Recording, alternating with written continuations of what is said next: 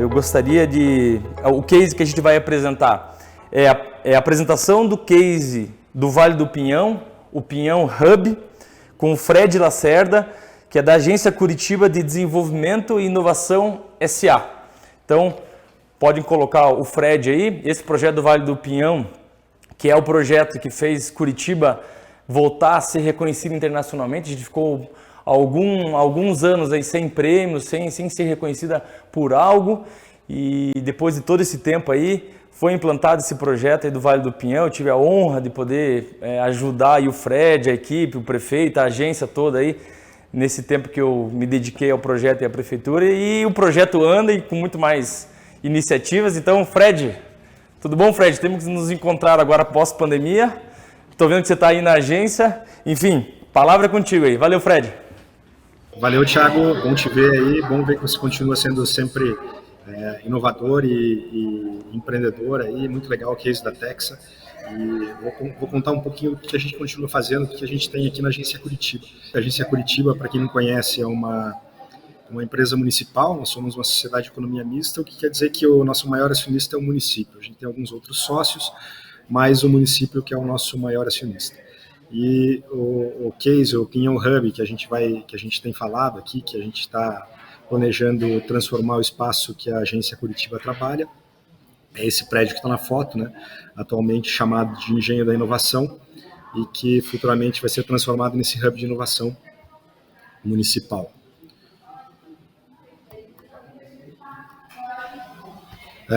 Só alguns dados, assim, né? A gente não tem tanto tempo, então só para ser um pouquinho breve, né? O prédio, uma construção da década de 30, já passou por alguns problemas, né? Teve um incêndio em 1942, teve vários nomes, como eu falei, foi Moinho Paranaense, depois Moinho Novo Rebouças, Moinho Rebouças, Engenho da Inovação, carinhosamente chamado por arquitetos e engenheiros aqui na cidade como Escher, em função da estrutura que ficou por conta do incêndio que aconteceu no prédio, né? Hoje a gente só tem nesse prédio que aparece na foto, hoje por dentro ele só tem a casca por fora e a estrutura das vigas e dos pilares por dentro. Então ficou parecendo um quadro do Escher, e esse foi o nome que ficou, como ele é chamado aqui, como ele é conhecido aqui pelos mais chegados, assim. Ele veio para o município em 2002, né, passou por uma reforma, passou a ser sede da Fundação Cultural de Curitiba, teve um escritório do IPUC aqui, e quando o Thiago estava conosco aqui ainda, a gente trouxe também a Agência Curitiba e deu início ao projeto do Vale do Pinhão. Mas quando a gente fala de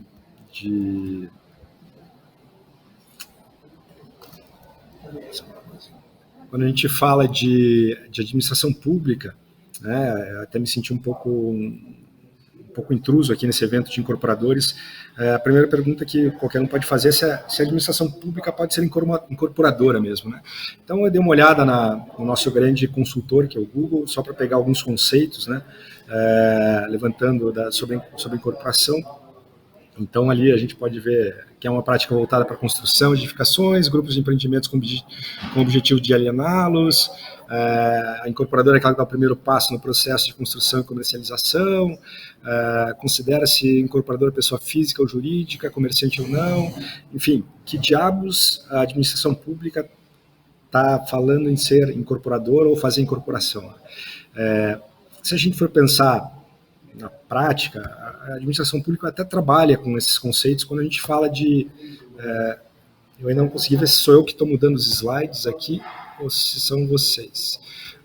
A administração pública pode ser incorporadora? Bom, a gente tem o caso clássico que é a adaptação popular, né? Essas construções lindas e maravilhosas que a gente trabalha aqui na administração pública para tentar solucionar um problema grave aqui no Brasil, que é a questão da habitação para todos.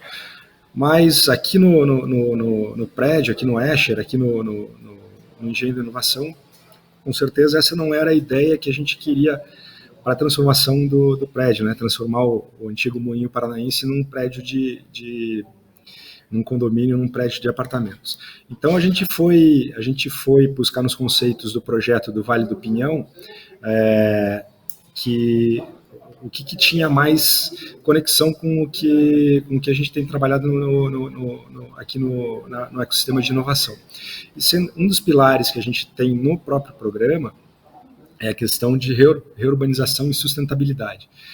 Então, a gente já vinha trabalhando com alguns projetos, pode passar, não sei se eu estou controlando aqui, a gente já vinha trabalhando com alguns projetos ligados à questão de reurbanização e sustentabilidade, né? E o próprio edifício Escher já era um foco do interesse do município nessa questão, né? Tanto para a questão de devolver um pouco do espaço para a comunidade aqui, como para poder trabalhar com a lei de zonamento no primeiro desenho, no primeiro espaço que se usou como laboratório para esse projeto do Vale do Pinhão. Quando se escreveu a nova lei de zonamento, se trabalhou algumas questões para que a gente pudesse dar alguns usos diferentes para essa área que tem aqui perto do bairro Rebouças, que foi a primeira área industrial da cidade, né? Mas então, quando a gente foi buscar essa inspiração, o que a gente ia trabalhar com esse prédio, né, com o moinho, ele já vinha ao longo dos anos sendo trabalhado como laboratório também, apesar de nunca ter sido muito divulgado isso, mas esses arcos que a gente vê aqui, eles foram, só a título de conhecimento, eles foram um laboratório, os primeiros testes para as estruturas que foram usadas nas primeiras ruas da cidadania. Depois que foi feito o teste em escala, esses arcos acabaram vindo aqui para o engenho, aqui para o moinho, e passaram a fazer parte aqui do espaço, né? Pode passar também. Então a gente foi buscar alguns exemplos, tanto no Brasil quanto fora, de hubs de inovação, e para ver o que a gente poderia trabalhar, o que a gente poderia fazer, né? Então a gente tem alguns exemplos como o Cubo do Itaú, para quem não conhece, né, que é o prédio de inovação do Itaú em São Paulo, que também reformou um prédio antigo, não um prédio histórico como o nosso, mas transformou esse prédio num ambiente de inovação, onde eles colocam startups, investidores e desenvolvedores no mesmo espaço para trabalhar e desenvolverem projetos. Pode passar. O próprio, lá em São Paulo ainda a gente tinha o exemplo de um outro banco que começou a trabalhar com isso, que foi o Bradesco, que também criou um ambiente de inovação, também reformou um antigo imóvel que eles tinham e criou um ecossistema, um espaço de inovação que eles chamam de habitats. Pode passar, eu só vou falar do terceiro exemplo, que daí é o campus, né, o campus da Google em São Paulo, que também, né, esse até dispensa um pouco as apresentações, mas é um benchmarking, é um exemplo tanto para nós quanto para qualquer outro empreendedor, qualquer outra empresa que busca trazer para o seu DNA a inovação.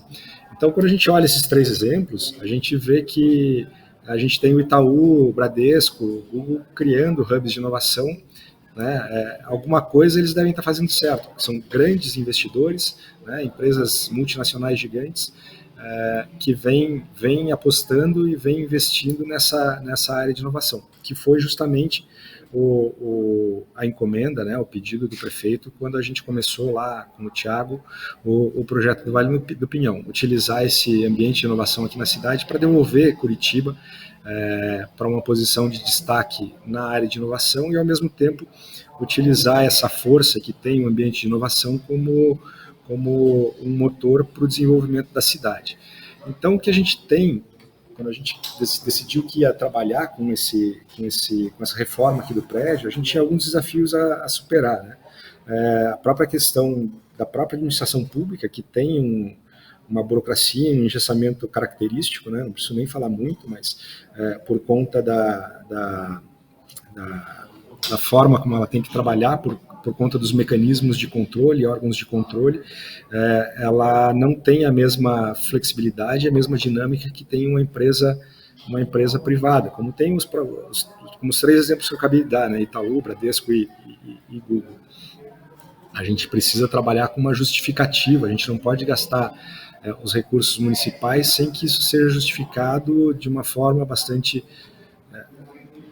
sólida, bastante firme, para que a gente possa utilizar esse recurso, né? Então, os primeiros desafios era a gente convencer e demonstrar que a transformação desse prédio histórico de sede administrativa de alguns órgãos do município num espaço de inovação traria um benefício para o município como um todo, né? Não só para a administração pública, mas para a cidade em si. A gente tem daí também uma lei de licitações super atrasada, super defasada, que agora está em transição para uma nova lei de licitações, mas que foi criada lá na década de 90, quase 20 anos atrás, e tinha como foco grandes obras de engenharia que eram feitas na época, né? Que não dá para a gente querer encaixar uma solução de um inovador dentro de uma lei de licitações que tem projeto, anteprojeto e requisitos que a gente não consegue trabalhar no ambiente de inovação. Hoje, a gente aqui, quando a gente trabalha com inovação, a gente sabe qual é o problema, mas nem sempre sabe qual é a solução. Isso já quebra de cara, já traz de cara um grande problema para a gente poder utilizar a lei de licitações como ferramenta para trabalhar com a questão de inovação. Os paradigmas, né, que são características que são intrínsecos também, não só a administração pública, mas são muito fortes aqui, né? O sempre foi feito assim deu certo, assim está funcionando, por que eu vou mudar? Então, a gente teve que convencer o pessoal que a gente mudar a forma de trabalhar como vinha sendo feito nos editais de licitação, também traria benefícios, né? Porque a gente poderia trabalhar num modelo que não é aquele tradicional de menor preço, porque o menor preço vai nos trazer uma maior vantagem. Nem sempre. Se puder botar um slide ali só, por favor. Isso. Desafios a superar. Então, como que a gente fez, né? Nesses desafios, como que a gente trabalhou? A administração pública foi um trabalho de capacitação e preparação dos técnicos e pessoas envolvidas, né? O IPUC foi um órgão super ativo e muito importante para isso. Eles tiveram que trabalhar num novo modelo de termo de referência, numa nova forma de pensar o modelo de licitação, porque a gente não estava mais olhando só o preço como forma de decisão da contratação. A questão da justificativa para a utilização dos recursos também é um trabalho que a gente tem que fazer, não só com o gestor público que está na cadeira na hora de assinar. Oi? Pode falar, Thiago. Fred, 3 minutos. Sou eu que estou desocrinando aqui no slide, aqui, tá? Mas... não, tá bom. Você tem 3 minutos tá bom, aí.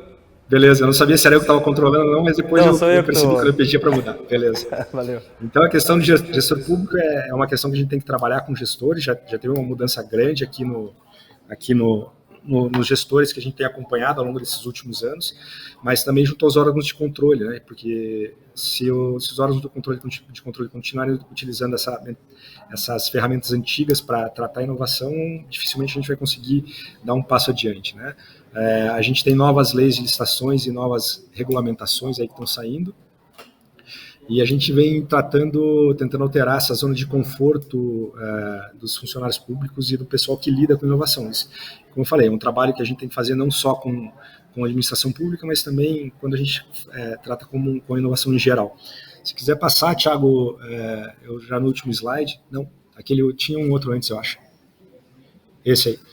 Só para vocês terem uma ideia, eu sei que está terminando, mas essas são algumas das ideias que foram trabalhadas quando a gente estava fazendo os primeiros estudos ali de transformação do prédio. Tentar mudar o espaço, mantendo a identidade do espaço, sem perder a identidade de prédio histórico, mas trazendo essa ideia, esse ambiente de inovação para cá também, né? Então a gente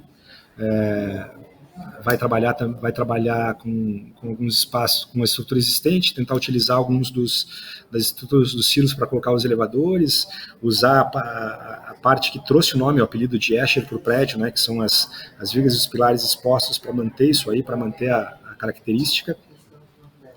E a gente espera que assim a gente consiga levantar as bandeiras, trazer esse espírito de mudança e inovação e mostrar que mesmo o poder público, a administração pública, que tem todas essas dificuldades aí que a gente tem que enfrentar, que a gente também pode fazer o nosso papel e dar o nosso passo para ajudar nessa área de inovação. Já. Olha lá. Apareceu aí? Não, acho que era isso.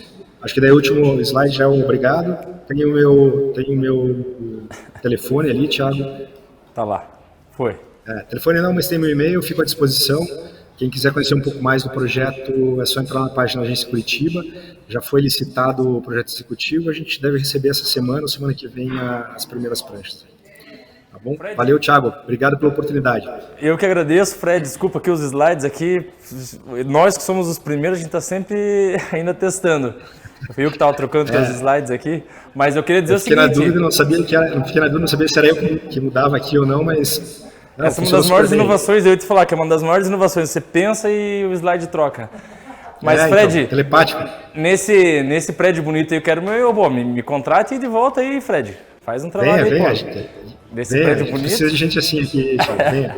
Você vê que a gente tem aqui, eu trabalho aqui com uma, né, essa moça aqui atrás fica soprando as ideias novas na minha cabeça aqui pra a gente tentar.